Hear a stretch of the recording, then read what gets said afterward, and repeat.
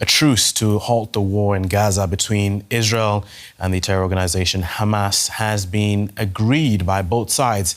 Under the deal, Hamas will begin releasing the hostages it's holding, and hundreds of Palestinian prisoners will be freed from Israeli jails. Now, thousands of Palestinians in Gaza celebrated the ceasefire's announcement. The hostilities started with the Hamas-led terror attack on Israel on October 7, 2023.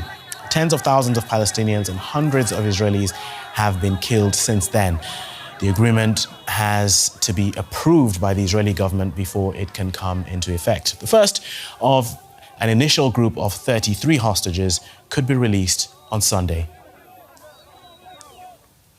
Let's go now to our correspondent Tania Krämer in Jerusalem for the latest. Tania, how are the Israeli politicians reacting to this deal?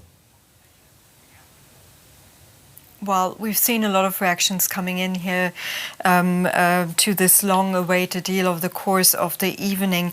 Now, the latest in line was from the office of Prime Minister Benjamin Netanyahu, who has so far not commented really or confirmed this deal, but his office put out a statement saying that he had called President-elect Donald Trump and President Joe Biden separately to thank them both for helping to bring this agreement together. Now, we also heard from his office that he will only comment fully on this agreement once this process is in motion. As you mentioned, there will be a cabinet vote, a security cabinet vote first, and also then the wider cabinet has to vote on this agreement to come into effect. And there has also been a lot of criticism we heard tonight also from, again, the far-right parties that have been against the deal also earlier on. So we heard also from the Israeli President Isaac Herzog tonight. He actually addressed the nation saying it is a very crucial moment, but also called on the government to make sure to approve and pass this deal. This comes in light of this also opposition from the far right. They probably won't have the numbers, but they have threatened before to topple the government. But the opposition parties have already said they will give the government a safety net in this case. And also we have to understand the majority of the Israeli public wants to see this deal, although there has been criticism here as well, because this is almost the same deal that had been proposed already back in May and throughout the summer, and it hadn't been actually agreed upon. Tania, agreeing is one thing, implementation is another. So how difficult will it be to implement the ceasefire? Well, this is exactly the point. It's a very complex and a very detailed plan. And this is at the moment only the first phase. It's a temporary ceasefire, and we have to wait and see, whether this goes into something more permanent. And I think the crucial part here will be then this transition period from phase 1 to phase 2. And as far as we understand, around day 16, the parties will have again to negotiate then to come to this second phase. Now, in the first phase, we will see the 33 hostages being released gradually over this longer period of 42 days. They will not be released all at once, in exchange for hundreds of Palestinian prisoners. And only then, when the second phase will start, then the remaining hostages will be released. So this is very crucial. We understand that the mediators have put a mechanism in place to monitor that both parties will be, keeping those parameters set by this agreement. But it is a very fragile and a very, very complex deal. And how are the hostages' families reacting to this news? Well, I think, we've been talking to them here in recent days and also today, and somebody told me, it is a different feeling than from last time in November 2023 when there were hostages released at that time, because right now many are really anxious to see, after over 460 days of their loved ones being held captive in Gaza, what is their condition. Some are also bracing for bad news. It's not known how many are still alive of those in Gaza. So, of course, there is relief that this agreement is now in place. There's certainly not yet a celebratory mood right now, because people are anxious to see, this deal being implemented. And also there's a lot of concern for those who will stay behind, those who will only be released in phase 2 of this deal. And, many are saying you have to bring them all back home. And I think for those who know that their relatives are on the list among those 33 that will be released first, they cannot wait, until, the implementation will start as early as Sunday. So relief on that side, but how are the people in Gaza receiving this news? Well, we also spoke to people in Gaza tonight, and, there is certainly, we saw some celebrations, although we have to say the bombardment across the Gaza Strip is still continuing, and there are news also coming in of people being injured and killed today, while the news, is spreading that there will be a ceasefire that will start on Sunday. People there, of course, if you look at the numbers, this has been such a devastating war for people in Gaza. Over 90%, according to the United Nations, have been displaced. Many are living in tents. The humanitarian situation is extremely, extremely difficult. Tens of thousands of people have been killed. Many are also still missing their loved ones. So many people are hoping, as part of this deal, that they will be able to return home to the north. Of course, a lot of people might not have a home to return to. Many areas in Gaza have been razed to the ground by the bombardment. And also there's concern that this is not just a temporary ceasefire, but that this will be morphing into something more permanent, and that we actually see an end to the war, with a lot of questions there being also what post-Gaza will look like.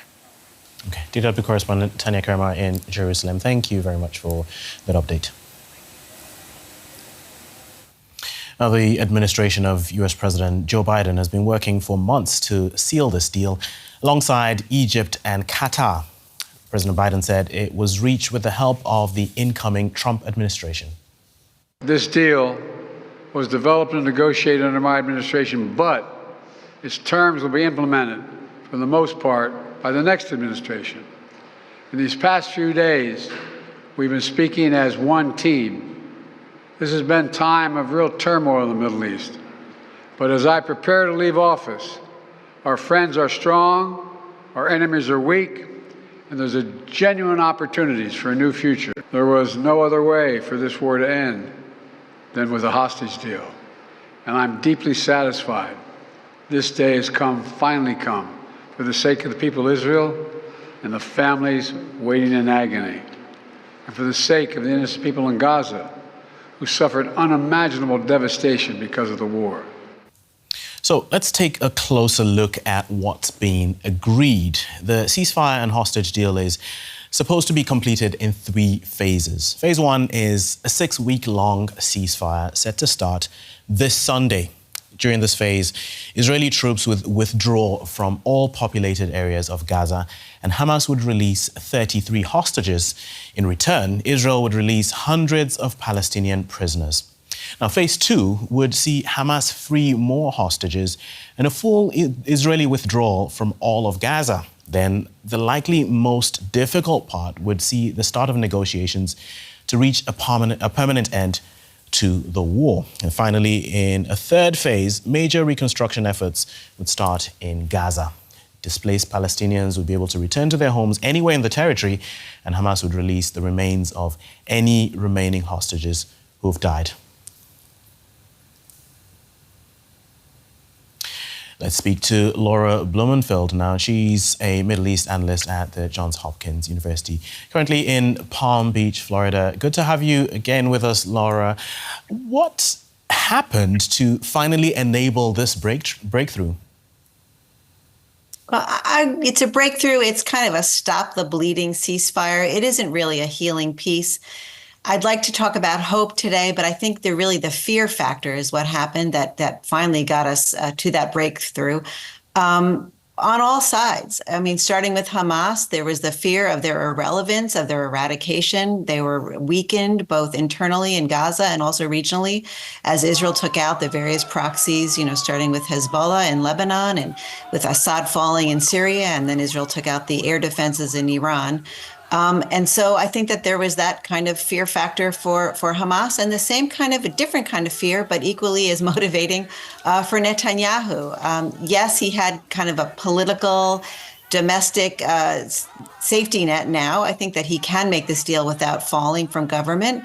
But Donald Trump is like a tornado twisting on the horizon. Trump does not want this on his plate when he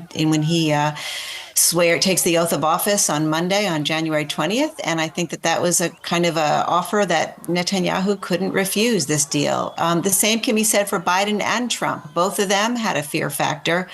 For Biden, it doesn't feel good leaving office with this, hostage deal still on his shoulders. And for Trump, who's all about appearances, it doesn't look good taking office, swearing in with a hostage mess and war in Gaza. So all in all, I think these kind of factors came together, and here we are. It's kind of an exploding offer with an end date of January 20th, and everybody decided to go for it. We'll dissect each of those bits. Let's start in Israel first. Israeli Prime Minister Benjamin Netanyahu saying the final details are still being worked out. What do you think is going on there? Well, the devil is in the details, as it always is in the Middle East. I know when I worked under Secretary Kerry for President Obama on the Israeli-Palestinian negotiating team, we spent 3 days haggling with the Israelis and Palestinians over the placement of a comma. And in the end, we weren't successful, by the way. So I think that President Biden put out a 3-phase plan, which is always complicated, as my Israeli counterpart negotiator said to me at the time, the only plans that work in the Middle East are a 1-point plan. So I think that, there's still a lot of opportunity for things to fall apart. I do think we'll get through that first phase, which is the good news. The bad news, I hear a lot of people using the verb hope. We hope to get to the second phase. And when you use the verb hope in the Middle East, that's when I start to worry. Right. President Biden said this deal was what he proposed back in May. So why did it take so long to be agreed upon? Right. Netanyahu's already pushing back against that statement. He's sort of channeling Henry Kissinger, the Secretary of State, back in the 70s, who said that you can't win at the negotiating table what hasn't been earned in the battlefield. So Netanyahu would argue that over these months, where Israel actually did reclaim some of the initiative and its deterrence power in the Middle East, that they have improved the terms of the negotiation. This is Netanyahu's claim. I can't verify it, but that now there are twice the number of hostages will be released than those that would have been on the table in May, that there is no precondition of an end of war for this negotiation to go forward. There's some tweaking of an area called the Philadelphia Corridor, which Israel insisted they had the right to continue to patrol. It's a strategic strip of land on the border between Gaza and Egypt, where they would like to sort of seal off those tunnels, which were a lifeline for Hamas through smuggling, and a few other items like the buffer zone, which Israelis felt was crucial to maintain and to actually build a buffer zone along the border with Gaza so that October 7th can never happen again. Biden, from the very start, was opposed to that. And according to Netanyahu, that's now back on the table. And as you mentioned, Donald Trump has been taking credit for this agreement. I'm just wondering, a lot of the rhetoric from the Trump camp has actually been very pro-Israel,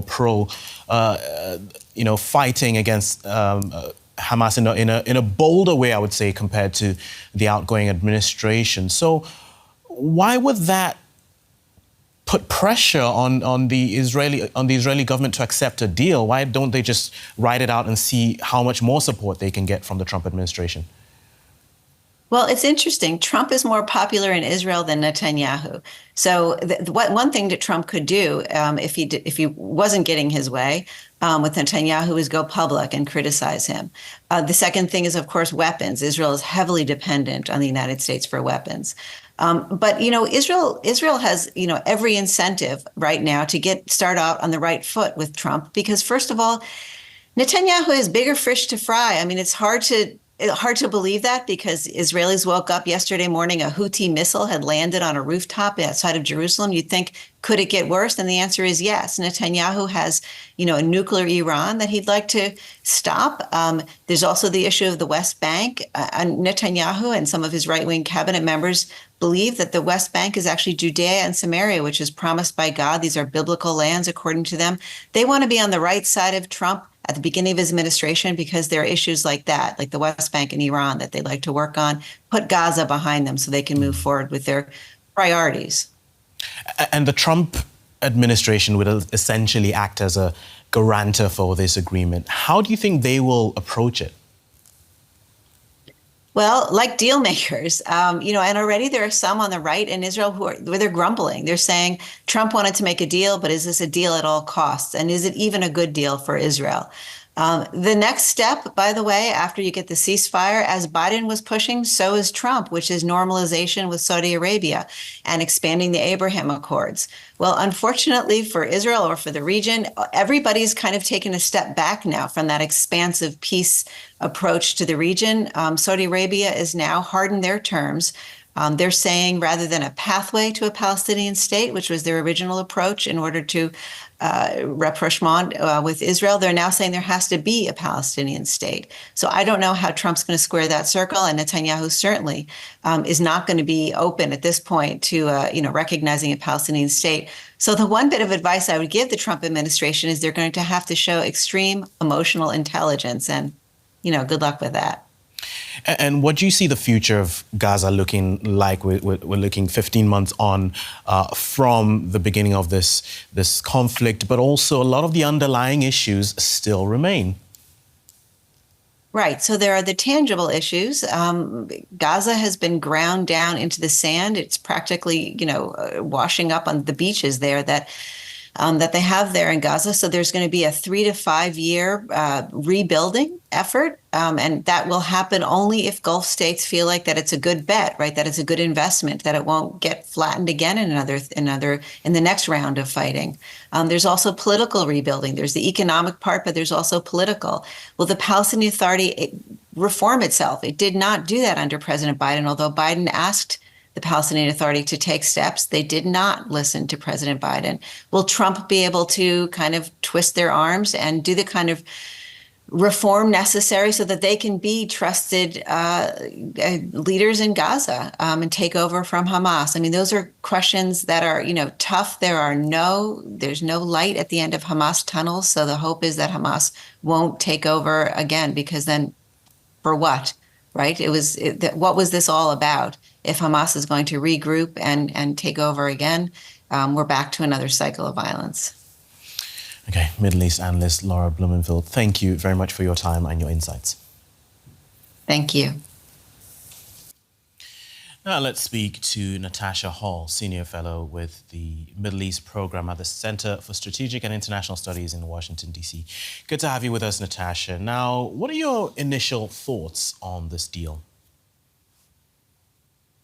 So obviously it's a very welcome deal to have some kind of respite from violence and much needed aid for the Palestinians, and of course a bit of closure hopefully for the families of the hostages, but much remains uncertain. There's a lot of details that have been worked out in just the first 60 days, but even beyond then there's even more details that haven't even begun, and so I am a bit nervous about what's to come in the future. We've already seen airstrikes tonight. And so Palestinians continue to die even as we await this ceasefire that's supposed to take hold on Sunday night. So I think there's a lot of uncertainty here, but very good news, at least for, some respite from the enormous suffering of the past 15 months. Right. As you say, a lot could happen between now and Sunday even. What challenges do you think lie ahead in terms of the implementation of this deal? Well, this is a conflict that's been going on for decades, right? This is not something that started on October 7th. This was a recent conflagration, but really we have a situation where there's an occupation in the West Bank, and the Gaza Strip has also struggled to develop itself and had been controlled by a group called Hamas, which had been isolated from many Western governments for many, many years. So much, I think, needs to be worked out, I think, for Palestinians' future. The first stage is, of course, reconstruction, which is not just going to take time, but billions of dollars and really unfettered access to this land. But initially, I think the Israelis are immediately going to want to have some kind of influence over the governance of the Strip. And it still kind of remains to be seen what that would actually look like. But Palestinians are extremely traumatized right now. So I think if there isn't some kind of future in place that allows for some kind of dignity or hope for them, I suspect we will see ongoing violence in the future. And with an incoming Trump administration that might not be as interested in the details as the optics of a big deal, there's a lot that could potentially go wrong in the coming days, weeks, and months. We'll talk about Trump in just a second, but I'm just wondering, neither Israel nor Hamas appear to have softened their stance. So why did they see it in their interest to agree to a ceasefire? Well, I mean, Hamas has been decimated. It is no longer a threat. It's hard to look at the Gaza Strip. It's hard to look at the position of Iran and Hezbollah and suggest otherwise. I think the reason that we're seeing a ceasefire today is essentially what I had predicted months ago in May, when we were basically looking at the exact same deal, which is that Netanyahu did not want to give President Biden a win. I think that they see the writing on the wall for the Democratic Party in the United States. And he wants to invest more fully in a Trump administration where he thinks he might have a free hand with whatever comes with the ceasefire deal, which is precisely the reason, predictable as it is, that the ceasefire is coming into effect quite literally the day before Trump's inauguration. So, I mean, I think there's a lot of politics at play here, including Netanyahu's own political survival. But there are very clear reasons why this is happening now and not months and months ago. As you mentioned, we're seeing this victory lap in the U.S. with President Biden and incoming President Trump each taking credit. Can you briefly give us an assessment of what role each team played in pushing this deal through? Well, I mean, the Biden administration, without doubt, if you look at Antony Blinken, for example, the Secretary of State has been engaged in negotiations for months, trying to hammer out the details of this. I think the main issue, though, is that the United States was not willing to use its leverage at any one point to push the Israelis towards a hostage deal and a peace agreement or a ceasefire. And so that was really, I think, the critical issue that couldn't get it over the finish line. In addition to what I just said about Netanyahu, I think favoring President Trump, wanting to give him the win, at least the optics of that. And that's precisely what we've seen. We've seen a lot of congratulations towards Trump's envoy, Steve Witkoff, towards his last-minute negotiations in just the final hours, and really giving credit to President Trump. And we see that reiterated in Israeli media as well. And so, again, I think that that's somewhat predictable, that the U.S. and even Israel is sort of alluding to how President Trump might have changed the dynamics of the negotiations.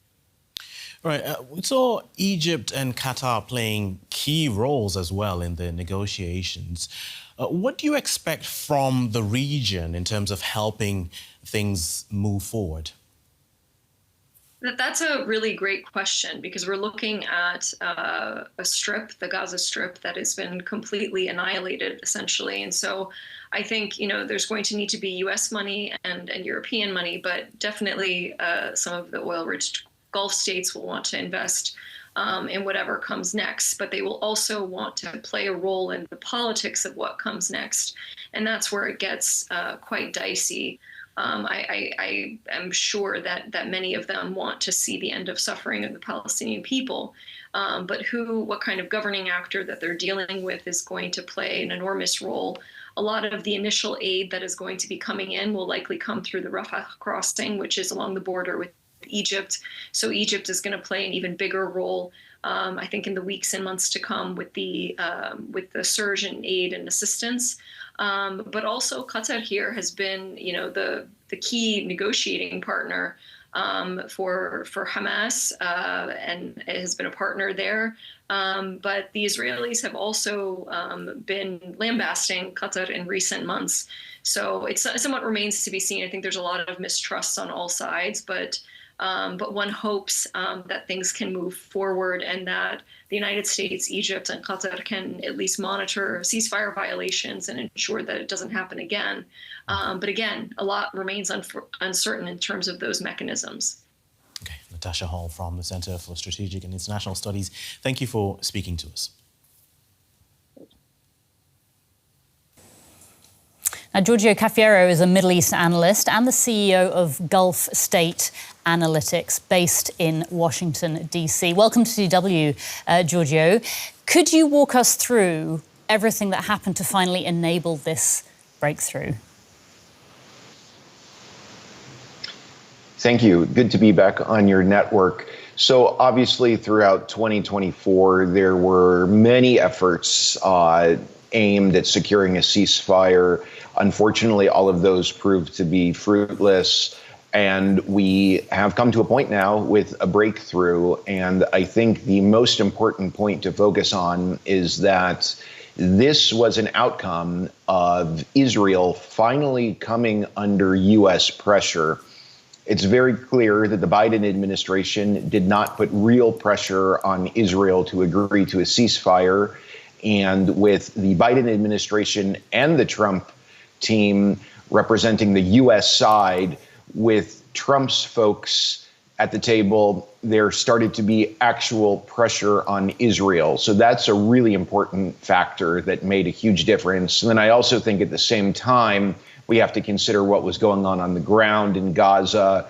Israel certainly succeeded in killing more than 45,000 Palestinians in Gaza, destroying so many of the buildings, the health infrastructure, so on. But in terms of actually defeating Hamas, as we heard from Antony Blinken earlier this week, basically the number of Hamas militants on the ground in Gaza did not really change over the past 15 months.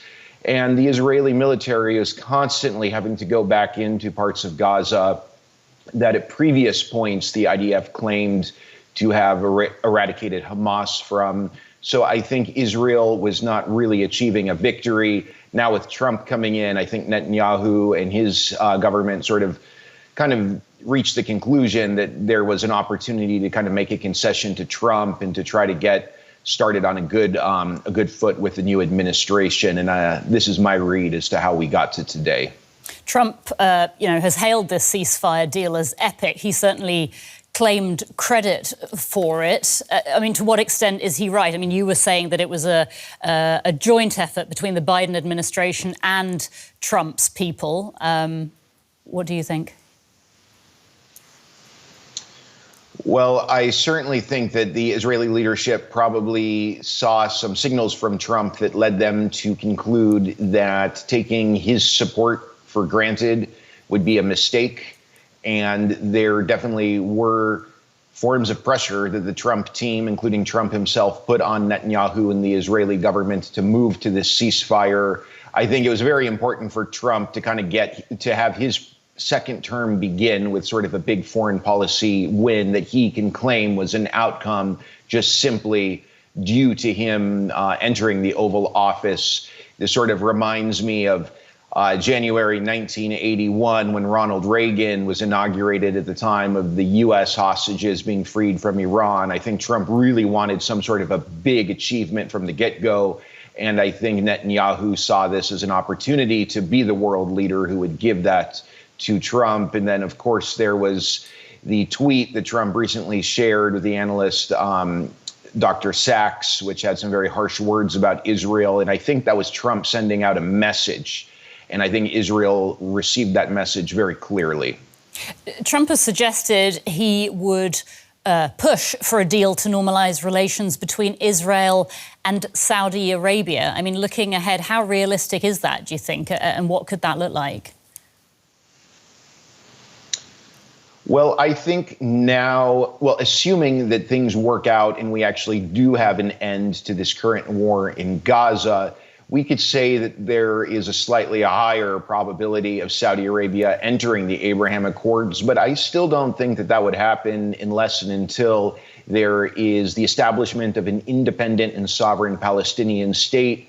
For more than 2 decades, the leadership in Riyadh has been very clear that those are the conditions that would be necessary for the kingdom to normalize with Israel. I don't think the Saudi leadership is going to shift its stance just because of the ceasefire or because of Trump returning to the Oval Office. We also have to keep in mind that the Saudi leadership has to consider domestic politics inside the kingdom. And I think a consequence of the past 15 months of this gruesome and barbaric war in Gaza, the different perceptions of Israel, not only in the Arab world, but throughout the world at large. And I think the political risks of a country like Saudi Arabia normalizing with Israel anytime, maybe in the next 5, 10, who knows, 20 years, are going to be so much higher as a consequence of the past 15 months. We're not going back to October 6, 2023. The impact of everything that happened since October 7th, 2023 is going to live on for a very long time. Again, all of this to say, I personally do not expect Saudi Arabia to be entering a normalization deal with Israel anytime soon. I think informal cooperation and an informal relationship between Tel Aviv and Riyadh can maybe progress. But again, like an all-out normalization deal, like what we saw with a few Arab states in Israel in 2020, I don't see that happening with Saudi Arabia anytime soon. Giorgio Cafieri, Middle East analyst, thank you so much for your analysis. Good to be with you. Thank you. Behnam Taleblu is a senior fellow with the Foundation for Defence of Democracies, and he joins us now. Welcome to DW. Can I ask you for your reaction to this ceasefire deal? Well, it's a pleasure to be with you. Obviously, one is quite happy for families who have been on the streets in Tel Aviv that can now be united with at least part of their long ones. But make no mistake, after this significant duration of time, this is still, I would say, a suboptimal solution. There is, as was just mentioned in the lead up to this news package, significant concern about phase 2 and phase 3, about legitimizing these sorts of negotiations, about the future of the political order in Gaza, as to what might happen if there is a terrorist attack emanating from that territory after the first critical period, which is the 6-week period. But on the flip side, of course, looking at this from an American perspective, it was interesting to see the incoming Trump team working with the Biden administration on its way out, as well as the blessing from a 500,000-foot level of the incoming president-elect, President Donald Trump, of this agreement as well. Mm-hmm. When Israel's Prime Minister Benjamin Netanyahu launched the attacks in Gaza after the Hamas terror attack, that was 15 months ago, he said, of course, that his goal was to eliminate Hamas, the militant group. Is Hamas defeated? I would say the Israelis are still significantly away from that goal if this ceasefire agreement allows Hamas the political breathing room to reconstitute and to take advantage of the chaos that might follow the 6-week period. Again, I would stress phase 2 and phase 3 of this ceasefire agreement are significantly less clear and would be coming about at a time in the early part of the new administration's transition. So I would say the Israelis still have not accomplished that final goal, but they have done significant damage to how that final goal could be implemented. So in that sense, they have defanged Hamas. They have taken the ability of the room for maneuver of Hamas across large swaths of Gaza, above ground and beneath ground militarily. Hopefully that will be a story that will be told. But I do have some misgivings and some longer-term concerns here about the future of this ceasefire agreement, and as it relates to political order. But make no mistake, those might be overshadowed or should be overshadowed by the hostage issue and the imperative of getting out the rest of the hostages. Given what you've said, could one see this as a victory for Hamas then? It depends. I think the Qataris would be well placed to answer that question, particularly after should phase 2 or phase 3 actually be realized. I would have significant concern here if Hamas spins it as a victory as well as how Hamas treats phase 2 and phase 3 of this proposal. But make no mistake, they're likely going to hyperbolize and propagandize this, given the already lopsided exchange that exists in the swap, which is for Hamas prisoners out of Israeli jails, a significant quantity of these folks for the 30 plus Israeli hostages. And here it's always worth noting that Hamas may have found, and certainly anti-Israel terrorists may have found, a weak point, which is the use of Israeli civilians as a human shield to further their ideational and political goals. Because make no mistake, this is exactly how Sinwar, one of the architects of the grotesque October 7 terrorist attack, was released. And that was in a prisoner swap from an Israeli jail back to Hamas-controlled territory. When he was speaking earlier, the US President Joe Biden said that the deal that's been agreed today was the deal that he proposed early last year. Can you help us understand why it took so many more months, so many more civilian lives to actually seal this deal? Well, part of the re-upping of that statement, I'm sure the contours of phase 2 and phase 3 might look a little bit different, but part of the re-upping of that statement is, I think, a political move by the outgoing Biden administration to, how shall we put it, rap or slap the Netanyahu government for not conceding earlier.